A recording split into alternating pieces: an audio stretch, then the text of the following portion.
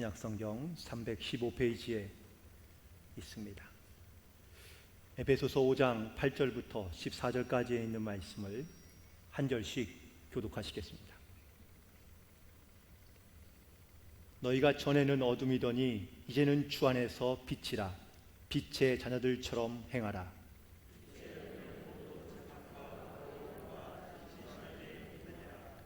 주를 기쁘시게 할 것이 무엇인가 시험하여 보라.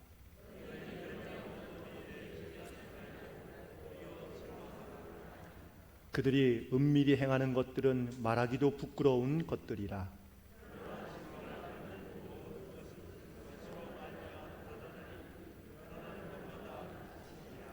함께합니다.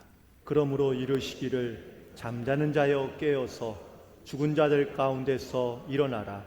그리스도께서 너에게 비추이시리라 하셨느니라. 아멘. 성경을 가슴에 이렇게 품으시고 함께 고백하겠습니다. 이것은 나의 성경책입니다.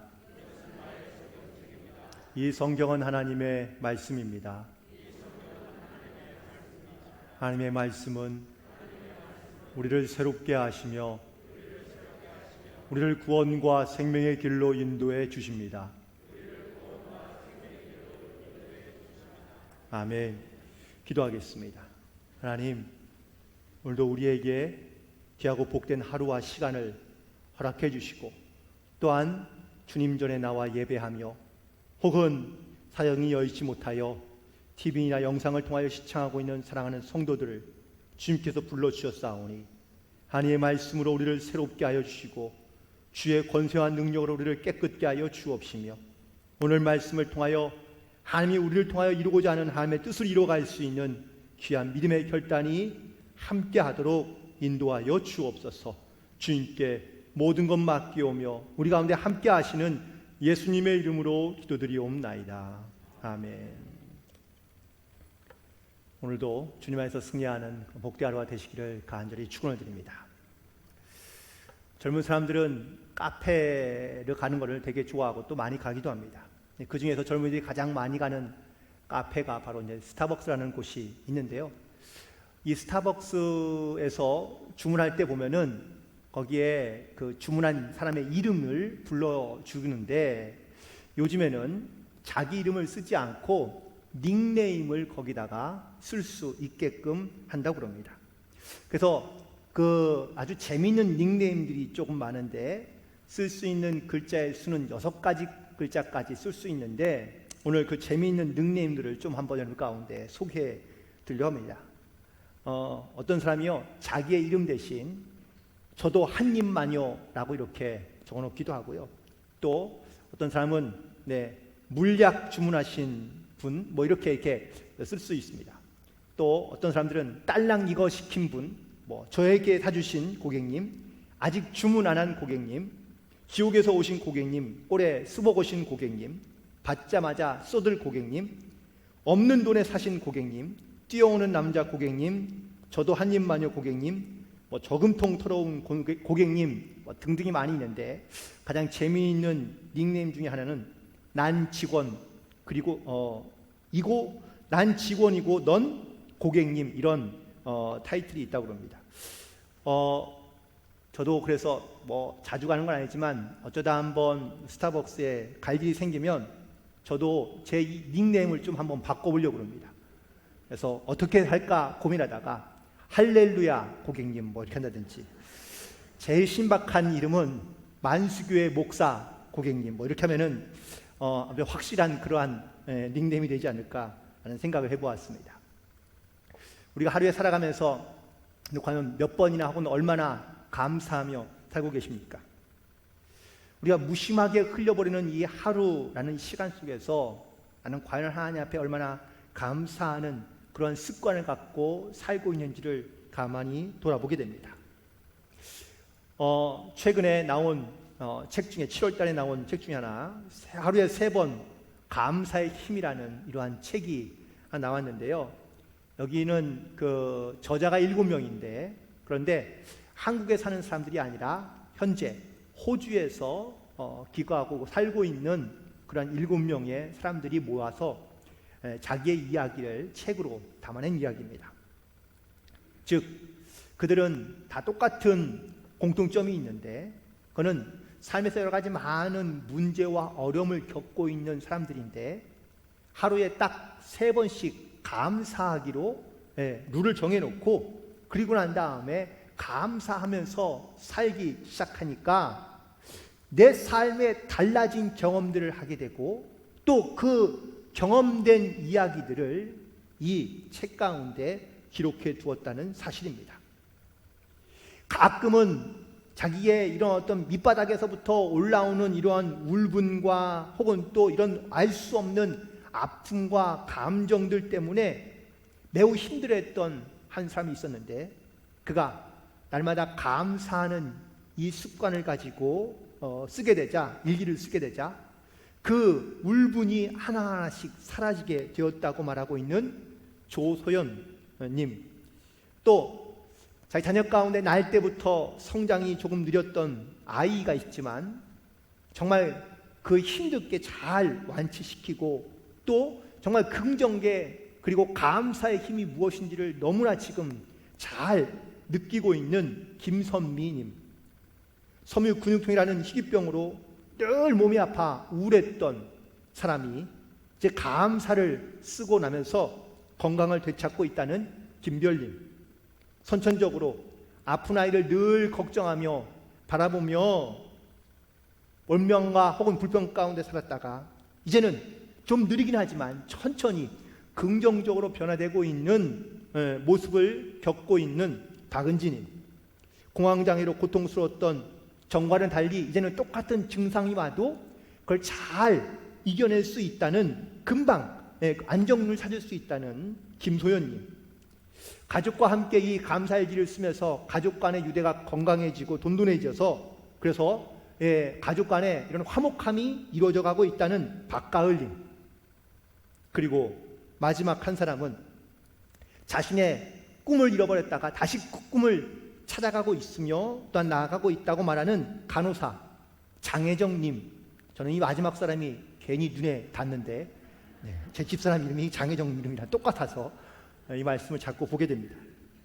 이처럼 평범하게 살아가고 있는 많은 사람들, 아니 평범한 것이 아니라 어쩌면은 자기의 삶에 매우 고통스럽거나 힘든 과정을 겪고 있는 사람들이요, 자기 삶에서 하루에 3번씩 감사하는 이 글을 적으면서 변화되고 있고 달라져 가고 있는 자기의 모습을 발견하고 있다고 말하고 있습니다.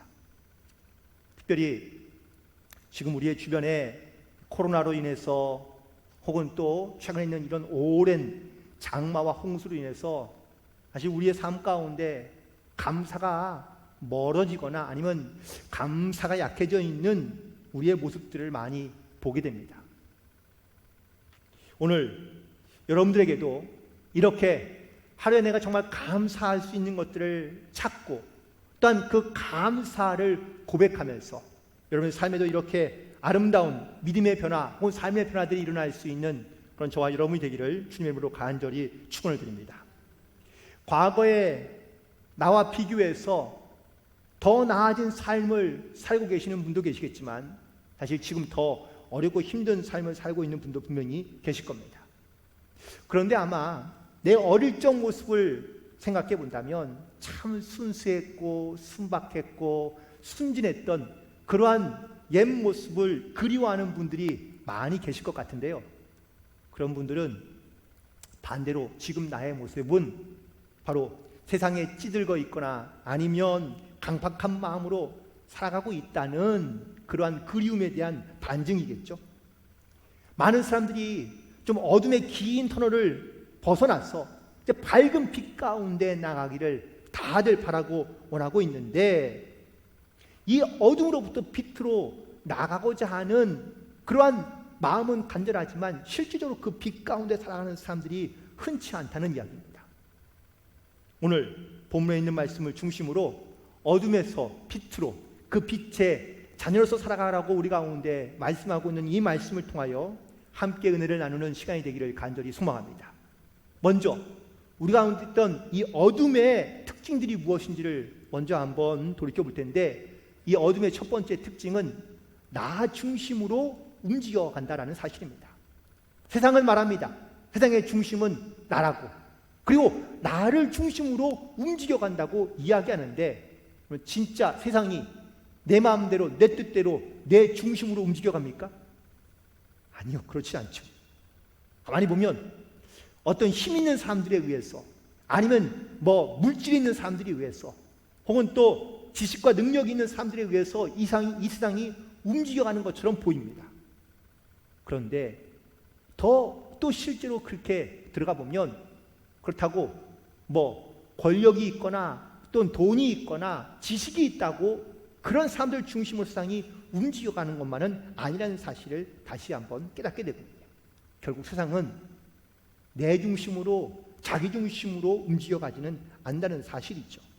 두 번째 어둠의 특징은 자기 만족 중심으로 움직여간다는 겁니다. 많은 사람들이 얘기하죠.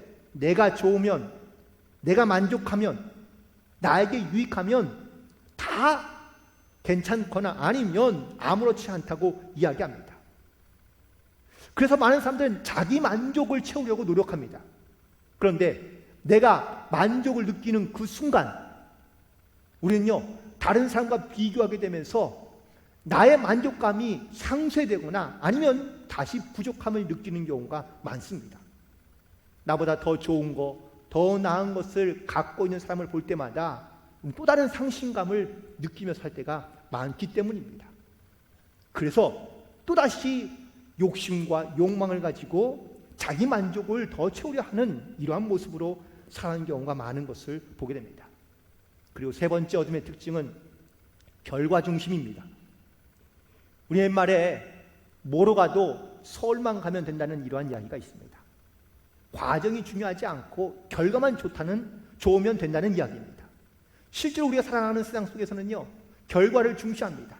과정 별로 중요하지 않고요, 결과만 좋으면 모든 것이 다 좋다고 얘기하거나 괜찮다고 얘기하고 또 가능하다고 이야기합니다. 최근에 그 기사 가운데 좀 유튜버와 그 뒷광고에 대한 이러한 이야기들이 많이 나오는데, 요즘 많은 그 유튜버들이 활동을 하고 있습니다. 그런데 많은 사람들이 자기의 영상을 보게 하기 위해서요, 자극적인 이러한 내용과 그리고 또 거짓으로 숨기는 그러한 일들이 동원되고 있다는 이야기죠. 그 중에 하나가 바로 이 뒷광고인데, 뒷광고가 뭐냐면은 상품을 후원을 받고 혹은 또 그 상품을 무료로 받았음에도 불구하고 마치 자기가 산 것인 양 많은 사람들에게 그 상품에 대하여 홍보하고 있는 것을 보게 됩니다. 결국 이 문제로 말미암아 지금 많은 사람들이 곤욕을 치르고 있는데요. 왜 이렇게 하는 것일까요? 맞습니다. 결과만 좋으면 모든 것이 다 괜찮다고 생각하는 사람들의 생각과 그리고 사람들의 마음 때문입니다. 우리는 어둠으로부터 빛 가운데 살아가야 될 성도들이지만 여전히 우리의 관심과 우리의 중심은 하나님 중심이 아닌 나 중심으로 살아가고요. 그리고 자기 만족과 결과에 중시해서 살아가는 이 습관과 이 사고들을 버리며 살아가지 못하고 있다면 우리는 여전히 어둠 가운데 있다라는 이야기겠죠. 그래서 바울은 오늘 우리에게 권면합니다. 너희가 전에는 어둠이더니 이제는 빛 가운데 나와서 빛의 자녀처럼 행하며 살아가라고 말해주고 있습니다. 그 빛의 자녀로 행하라고 말하는 첫 번째 우리 가운데 주는 말씀은 바로 빛의 자녀들은 그의 중심이 혹은 그의 기준이 다르다는 것을 말해주고 있습니다. 앞서 어둠의 특징이 자기 중심이라면 빛의 특징은 하나님 중심으로 살아가는 사람들을 말하고 있습니다. 어둠에서는요, 어디가 중심인지 어디가 기준인지 그거를 정하기가 매우 어렵습니다. 왜? 아무것도 보이지 않으니까요. 그러니 어둠 속에서는 다 내가 중심이고 내가 기준인 것처럼 생각하며 말합니다. 그런데 그 가운데 빛을 비춰주기 시작하면은요, 그제서야 어디가 중심인지 어디가 기준인지를 깨닫게 된다는 사실이죠. 내가 기준이 아니고 또한 내가 중심이 아니고 바로 우리의 삶 안에는 하나님이 중심이 되어 살아가야 한다는 것을 우리 가운데 깨닫게 하시고 말씀하고 있는 것을 알 수 있습니다. 제가 여러분에게 세 가지의 질문을 드리는데 이 세 가지의 질문을 들어보시고 여러분도 한번 고민해 보시고 그리고 한번 결단해 보시기 바랍니다. 첫 번째 질문입니다. 우리가 세상을 살아갈 때 착하고 선한 것이 내 삶에 큰 도움이 됩니까? 이건 너무나 당연한 질문인데 우리는 이 질문을 받으면서요 왠지 이건 고개가 끄덕여지는 것이 아니라 고개가 좌우로 흔들어집니다. 왜냐하면 세상에서는 그렇게 살아가는 것을 어리석다고 말하고 혹은 또 그렇게 살아가면 피해와 손해를 보기 때문에 그래서 착하고 선하게 사는 것이 그게 지롭지 않다는 이야기를 많이 합니다. 아니 그렇다면 세상에서 말하는 착함과 선함의 기준은 과연 어디에 있는 걸까요? 두 번째 질문입니다. 사람이 열심히 노력한 만큼 그 노력의 대가를 받고 살아가는 세상인가요? 당연히 우리가 사는 세상 가운데 열심히 노력한 만큼의 대가를 받아야 됩니다. 그런데 우리가 살아가는 세상은요, 죄송하지만 고개가 좌우로 또 흔들어집니다. 세상은 이렇게 말합니다. 더 쉽고 더 빠르고 그리고 아주 간단하게 혹은 단번에 대박이 나게 살아가라고 인생을 살 수 있다고 이렇게 우리 가운데 말하기 때문에 그렇습니다. 그래서 많은 사람들이 열심과 노력보다는요 또 다른 꼼수나 아니면 어떻게 하면 더 빠르게 내가 원하는 것을 이룰 수 있을까라는 것에 생각으로 가지고 고민하며 살아가는 경우가 많습니다. 그러니 정작 열심히 최선을 다해 노력하며 살아가는 사람들을요 무시하거나 아니면 어리석다고 말하고 있는지 모릅니다. 마지막 질문입니다. 내가 만약에 세상에서 성공을 이루거나 아니면 내가 복을 받았다면 이 받은 복을 자기를 위해 쓰시겠습니까? 아니면 남을 위해 쓰시겠습니까? 대부분의 많은 사람들이 자기가 열심히 노력한 만큼 자기에게 어떠한 혜택과 복을 받게 되면 자기만 누리며 살려고 하는 경우가 많습니다. 물론 그렇게 살아도 되지요. 열심히 모았으니까, 열심히 노력했으니까. 하지만 우리에게 복을 주신 이유가 무엇인지를 한번 고민해 본다면 자기를 위해 쓰는 것도 있어야 되겠지만 남을 위해 사용할 줄 아는 그러한 삶의 기준이 우리 가운데 분명하게 있어야 되지 않을까요? 물질과 복은 모으는 데 있는 게 아니라 어떻게 쓰는 데 있느냐라는 것이죠. 성경의 열왕기하 5장에 보면 두 사람이 등장하는데 하나는 나아만이라는 사람이고 한 사람은 게하시라는 사람입니다. 이 나아만이라는 사람은 이스라엘의 이웃 나라인 아람의 군대 장관입니다. 그는 군대에서 많은 정과를 올리고 그리고 많은 사람들로부터 혹은 특별히 임금으로부터 사랑받는 사람입니다. 그런데 그에게 병이 걸렸는데 바로 문둥병이 걸린 겁니다. 이 병을 고치기 위해서 여러 가지 많은 것을 노력해 봤지만 아무런 성과를 보지 못했습니다.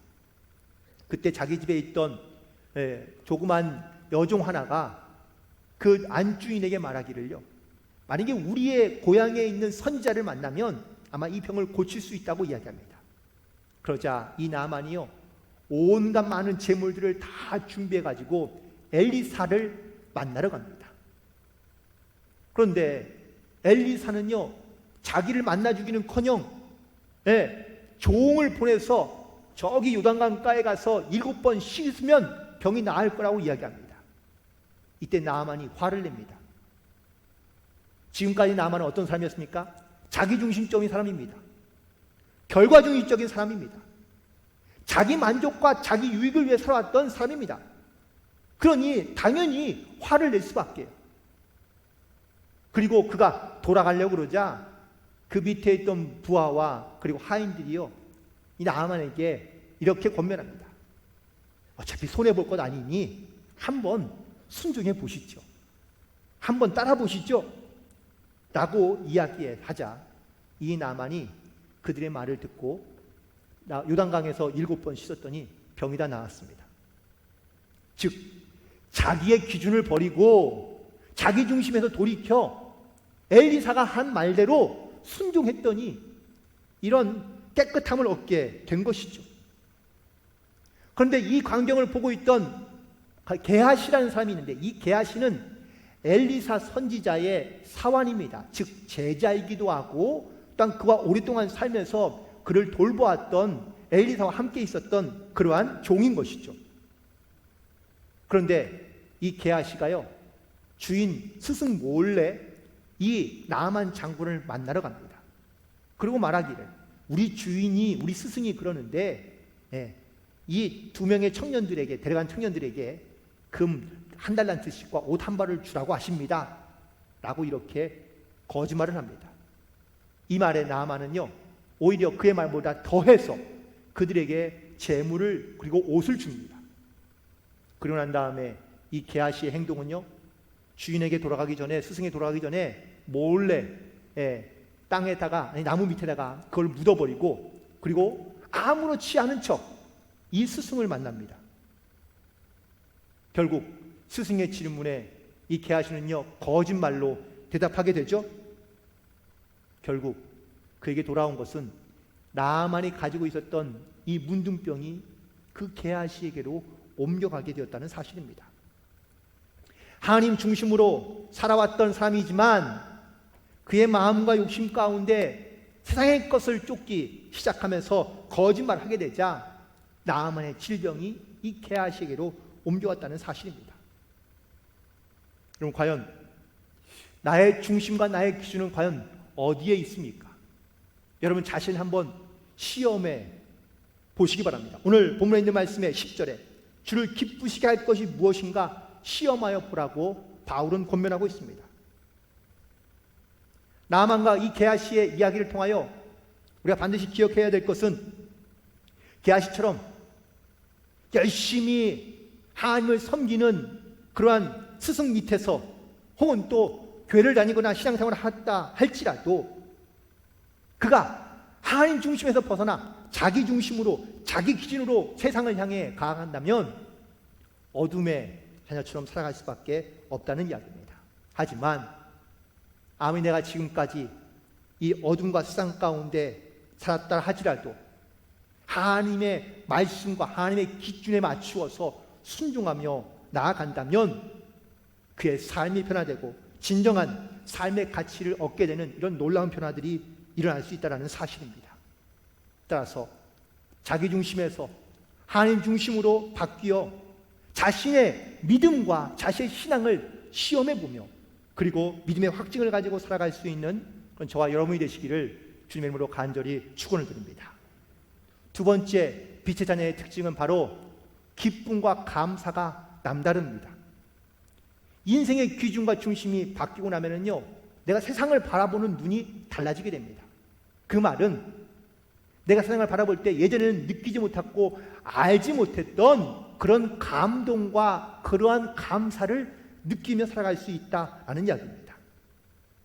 예전에는 내가 어떠한 목표를 이루고 그리고 내가 원하는 것을 얻어야지만이, 성취해야만이 만족감과 기쁨과 감사가 있었지만 이제는요, 내 가운데 어떤 환경과 어떤 상황 때문에 내가 감사하는 것이 아니라 갑자기 나아지거나 좋아진다는 것을 의미하는 것이 아니라 여전히 내 환경과 상황은 그대로 있지만 그걸 바라볼 수 있는 내 믿음의 자세가 달라졌기 때문에 느끼며 깨닫고 감사하는 것이 달라질 수 있다는 것이죠.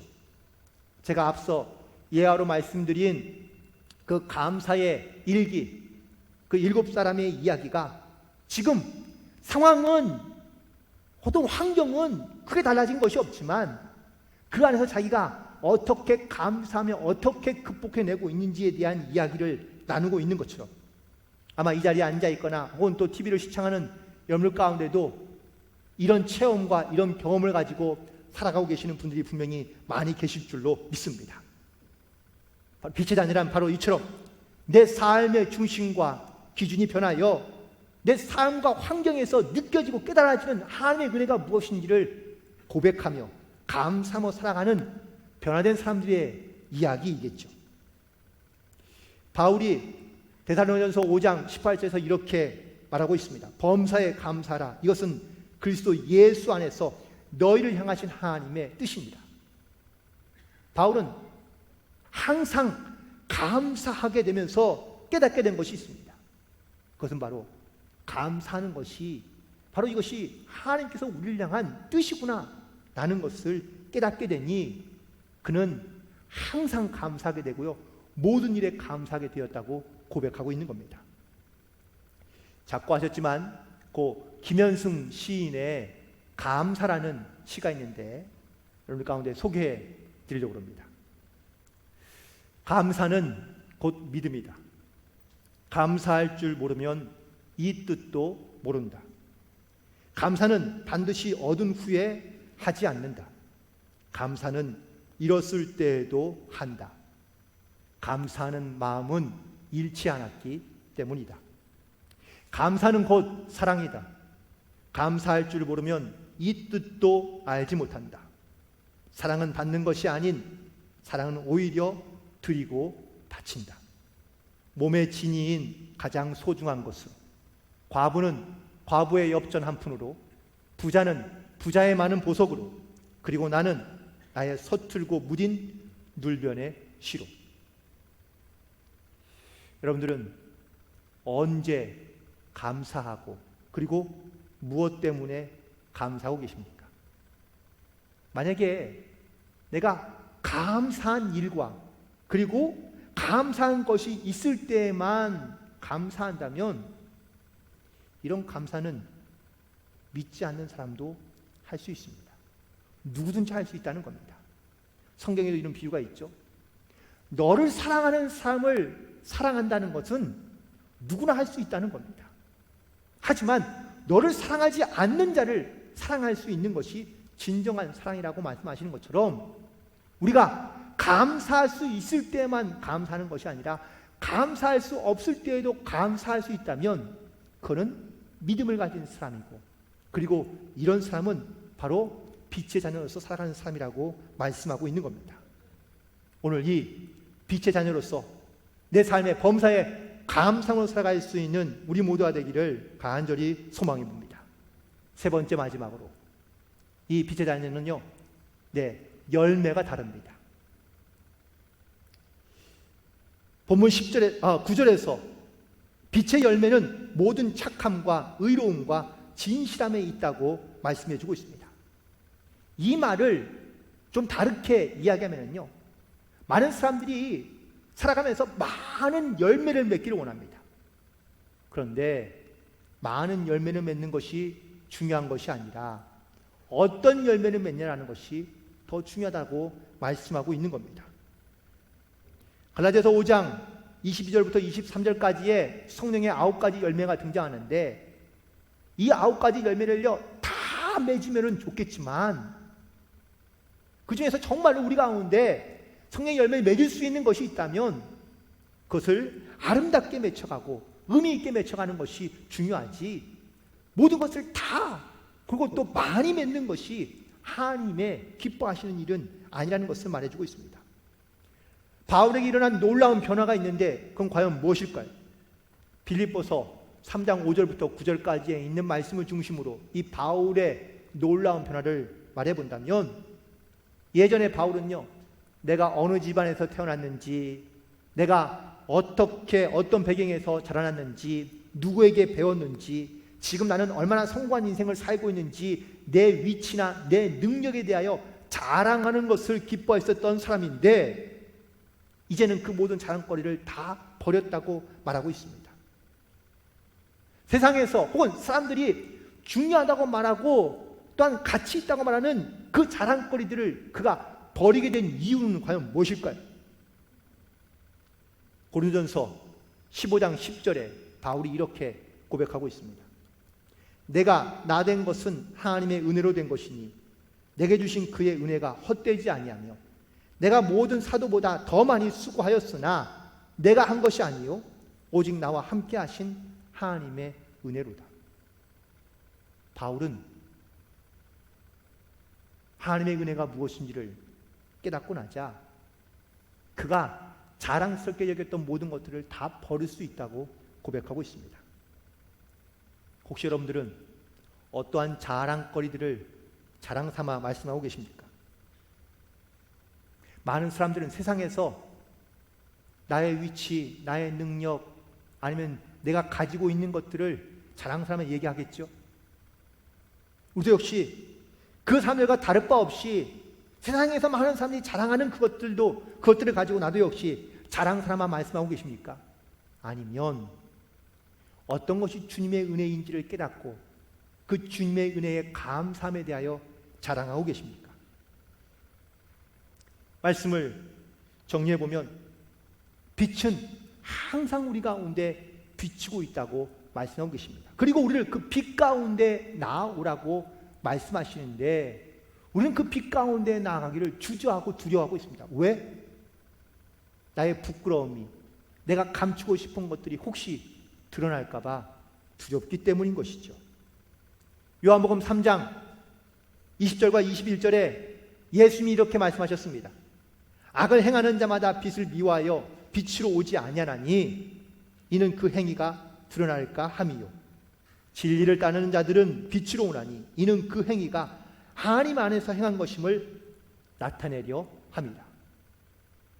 그래서 오늘 본문에 있는 말씀 가운데 바로 우리 가운데 권면하기를요, 너희의 행위가 빛 가운데 드러나도록 행하라고, 그래서 빛 가운데 나오며 빛의 자녀로서 살아가라고 우리 가운데 말씀하고 있습니다. 더 이상 내 삶에 부끄러움과 감출 것이 있어서 어둠 가운데 머물러 있지 아니하고 떳떳하게, 물론 빛 가운데 나가면 우리의 모든 것이 다 드러날 수밖에 없게 되겠죠.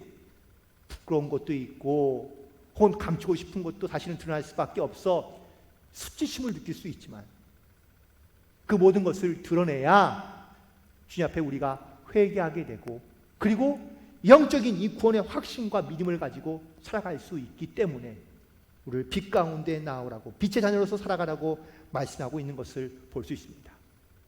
오늘 말씀을 통하여 성도로서 내가 지금 어떠한 삶의 기준을 가지고 살아가고 있는지, 나 중심이 아닌 하나님 중심으로 살아가고, 그리고 나의 기쁨보다 주님의 기쁨이 무엇인지를 먼저 생각하며 세상 가운데 이 어둠이 물러가며 빛 가운데 나아갈 수 있는 그리스도의 증거자로서 저와 여러분을 오늘 부르셨으니 이 믿음의 결단과 고백 가운데 빛의 자녀로서 행하며 살아갈 수 있는 그러한 승리하는 한 주간이 되기를 주님의 이름으로 간절히 축원을 드립니다. 기도하시겠습니다. 하나님,